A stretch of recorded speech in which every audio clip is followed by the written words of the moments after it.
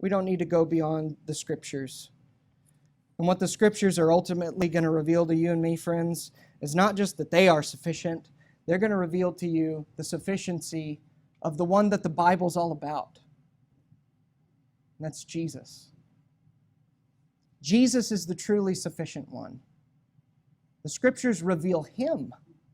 He's the sufficient one that says, everyone who comes to me, I will never cast them out. I will raise them up on the last day. Everyone who believes in me, everyone who puts their confidence in me and what I've done in their place, they'll be adopted into the family of God and have their Creator, God, as their Father. Everyone who believed Him, everyone who received Him, who believed in His name, He gave the right to become children of God.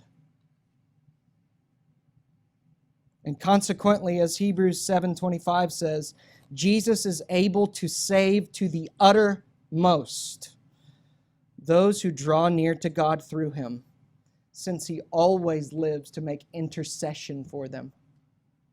You know what that means? Jesus lived without sin so you could be counted righteous. He died in place of sinners so that everyone who comes to faith in Him will have their sins put as far as the east is from the west. And God will not count your sins against you anymore. And He didn't stay dead. You know, Jesus is alive. He ascended back to the right hand of God the Father in heaven, and He is able to save to the uttermost those who draw near to God through Him, because He's alive.